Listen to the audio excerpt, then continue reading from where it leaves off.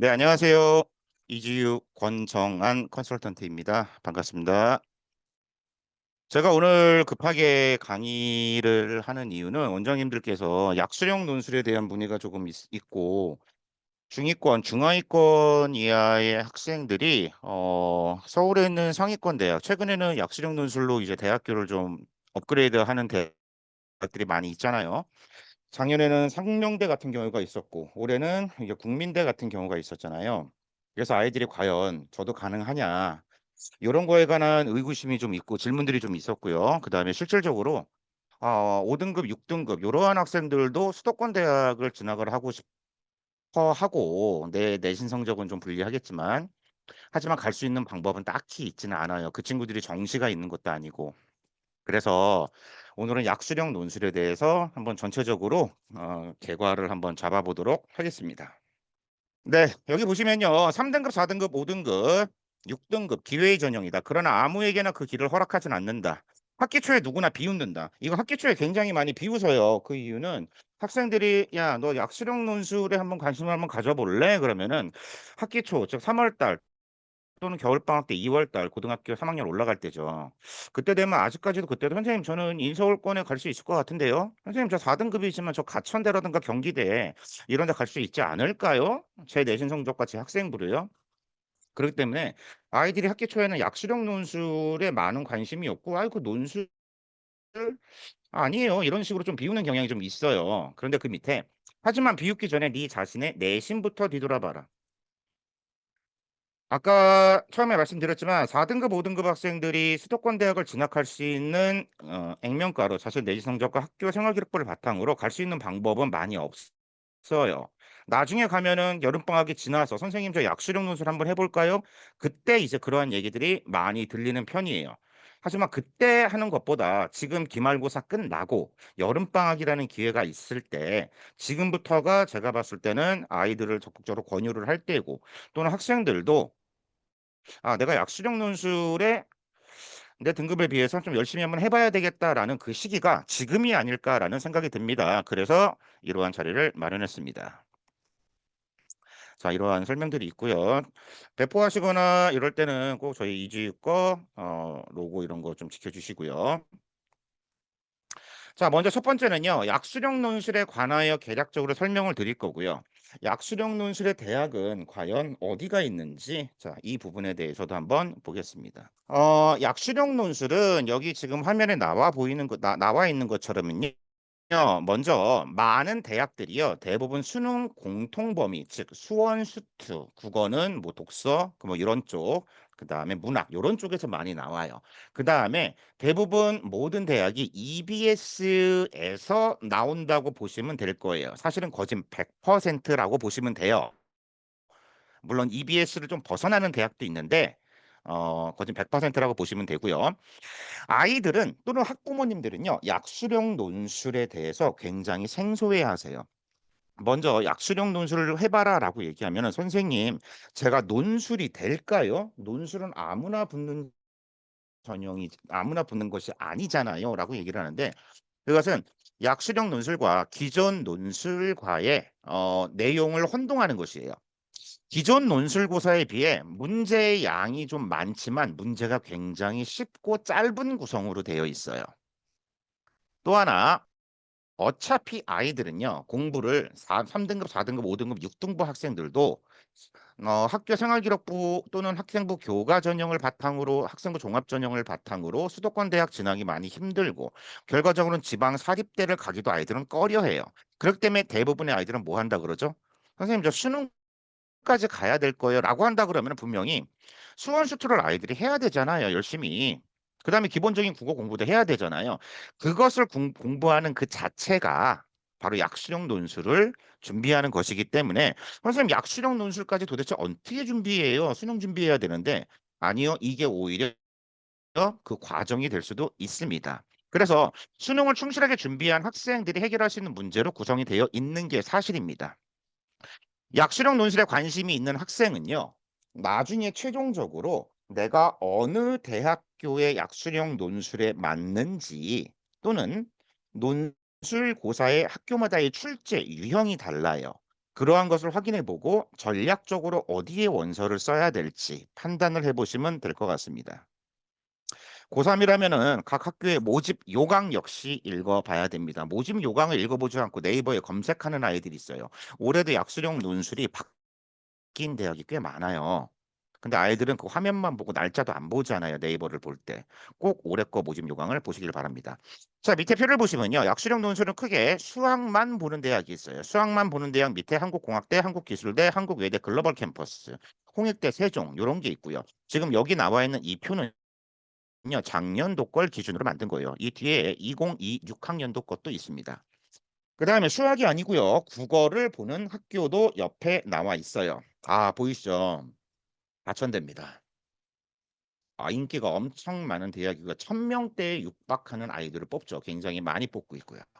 그 다음에 작년도에 인서울권에 드디어 나름대로 인지도가 좀 있는 인지도에 비해서는 인서울에서 설마 이 대학이 약수능 논술을 하겠어? 그러한 대학이 상명대가 처음 들어왔죠. 상명대. 자, 바로 위에 있는 대학이 수학 국어를 보는 대학입니다. 자, 밑에 1번입니다. 중하위권 전형의 희망입니다. 아까 처음에 얘기했습니다. 이 말은요. 반대로 처음에는 신경 쓰지도 않는다라는 것이 학기 초에 아이들은 비웃어요. 학기 중에도 비웃어요. 결국에는 여름방학이 끝나고 발등에 불 떨어질 때에 옵니다. 이 얘기를 꼭 전해주시고요. 불 떨어지기 전에 여름방학 되기 기말고사가 끝나기 직전 그때부터 전력 질주를 하길 바랍니다. 나중에 결과적으로 아이들은 약수령 논술을 쓰는 학생들이 굉장히 많습니다. 그러니까 경쟁률이 굉장히 높고요. 그렇지 않으면요. 결과적으로 4등급, 5등급 학생들이요. 지방 사립대 또는 상향 지원에서 수시 다 떨어지고 정시에서 지방 사립대 가게 될 겁니다. 그러면은 열심히 준비해서 동기부여를 좀 해주셨으면 좋을 것 같아요. 동기부여를. 처음에는 겁나 만만히 본다라는 것입니다. 원장님들 지금 만약에 내신성적인 4등급, 5등급, 6등급 되는 아이들한테 약수령 논술 기출문제 작년거나 재작년도 거를 한번 뽑아서 수학 문제를 한번 줘보세요. 국어 문제를 한번 줘보세요. 애들이 대부분 다 선생님 이게 논술이에요? 그러한 표현이 나와요. 그러니까 처음에 굉장히 만만히 본다라는 거예요. 해볼만 하다라는 거죠. 이게 아이들의 자신감을 돋아줄 수 있는 계기가 될 수는 있어요. 하지만 점차 인원이 많아지잖아요. 경쟁률이 높은 전형이에요. 그 밑에 보시면은. 경쟁률이 높다라는 것은 준비를 하고 온 아이들도 있고 하고 오지 않는 아이들도 굉장히 많다라는 거예요. 요거 역시 쉬운 만큼 사실은 굉장히 공부를 열심히 해야 돼요. 선생님 저 이 문제 풀 수 있어요. 요 정도는 가능해요. 아니요. 푸는 방법부터 연습을 해야 돼요. 글씨 못 알아보면 안 되고요. 이쁘게 쓰는 법 아이들이 연습을 해야 되고 자기가 쓰는 거기에 개념이 정확히 들어가 있나 올바르게 답을 과연 산출을 해 있나 올바르게 과연 답을 이끌어냈나 그 다음에 각 문항마다 부분 점수도 있어요. 이 약수령 논술에서는요. 부분 점수의 힘이 굉장히 커요. 그래서 1번에 감점을 당했더라도 2번, 3번 이렇게 난이도가 올라가니까 끝까지 포기하지 말고 풀어야 된다라는 거.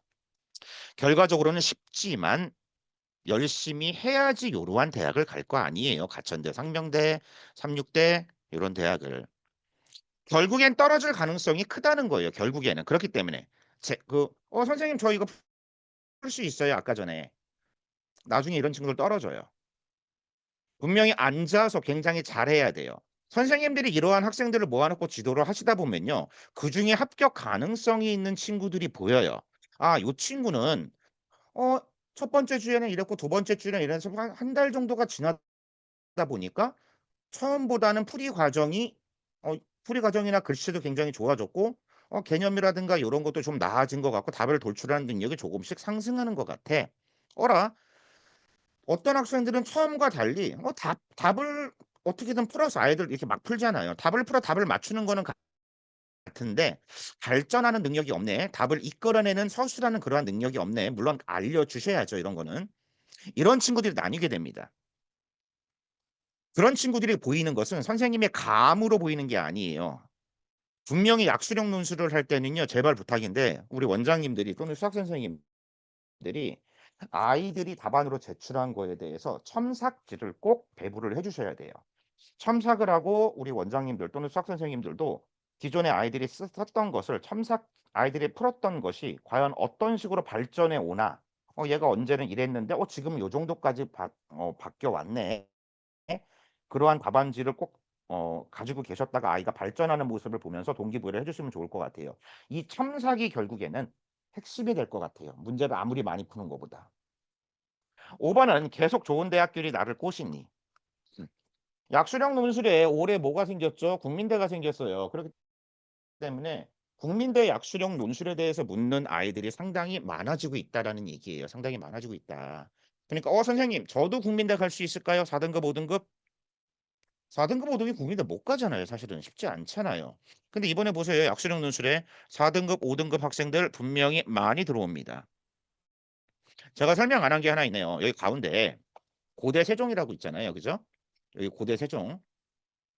미적분을 포함해요. 그리고 시간도 120분이에요. 제가 여기에 뭐라고 적어 놨냐면 여기에 물음표를 적어 놨어요. 과연 고대 세종이 물론 약수령 논술은 맞거든요. 근데 과연 이것을 약수령 논술로 봐야 되냐라는 그 의구심 때문에 그래요. 수학 6문제만 봅니다. 근데 그게 전부 다 미적분이에요. 인문은 교과 통합형 2문제 나와요. 근데 제시문이 굉장히 길어요. 그러니까 시간이 굉장히 길 거 아니에요. 나름대로 굉장히 어렵다라는 뜻이죠. 그래서 이거 설명드리고 다음 페이지 넘어가겠습니다.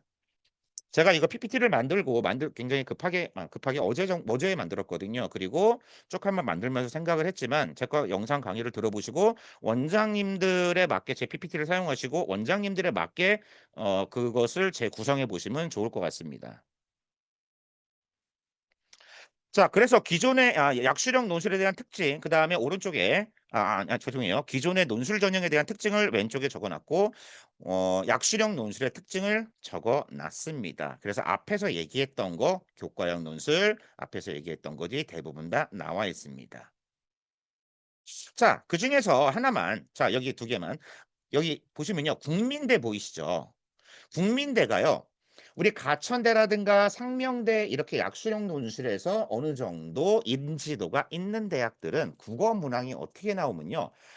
한 어조를 쓰세요. 아니면 단어를 쓰세요. 아니면 한 문장 정도를 쓰세요. 요 정도가 나오거든요.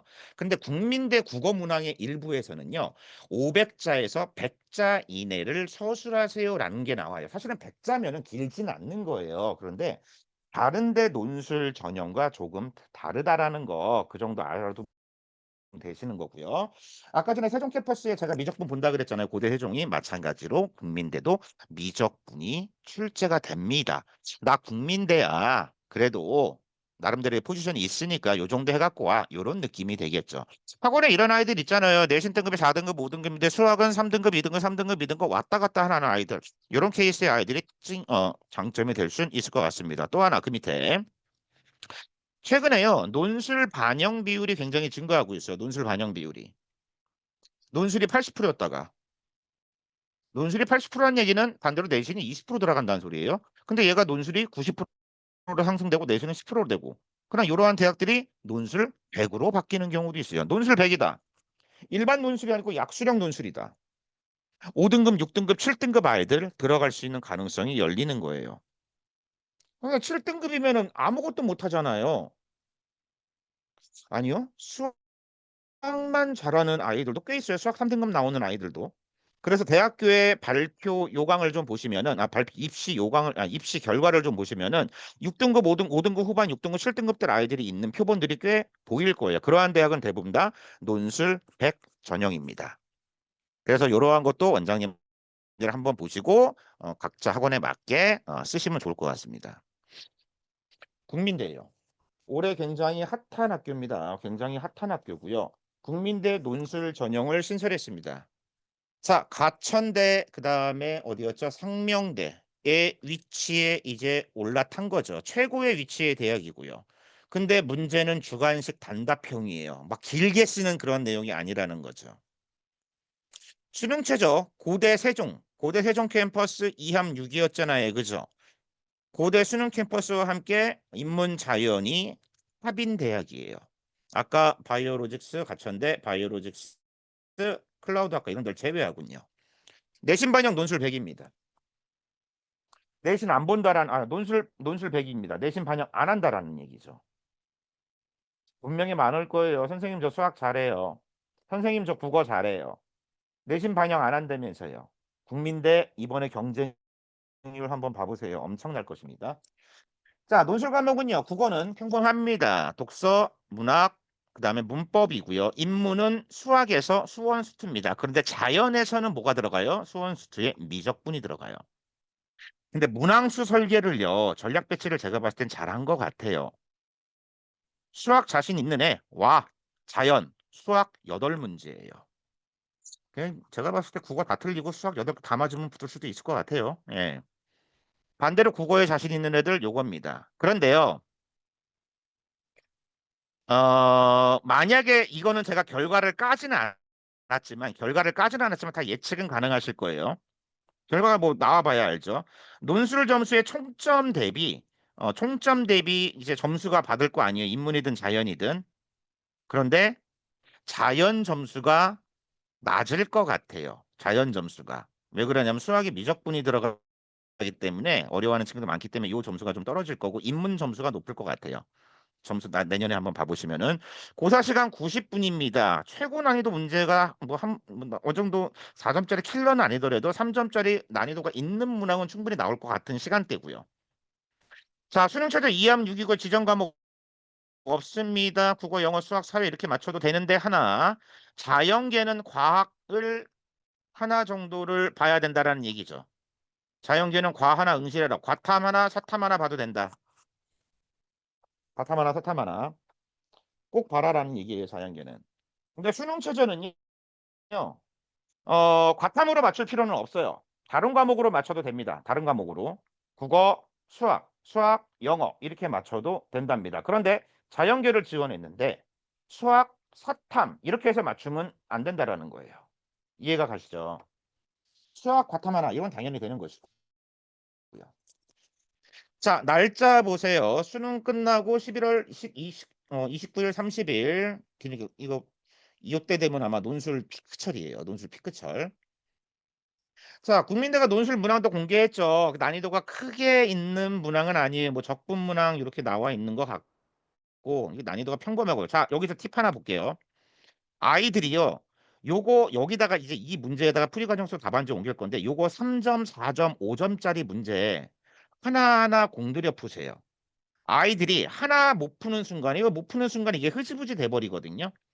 그런데 요 하나하나의 배점이 큽니다. 하나하나의 배점이. 배점 볼게요. 12점, 12점, 15점짜리도 있어요. 배점이 다 다르다라는 얘기죠. 예. 논술고사 가이드를 꼭 한번 봐보시면 좋을 것 같습니다.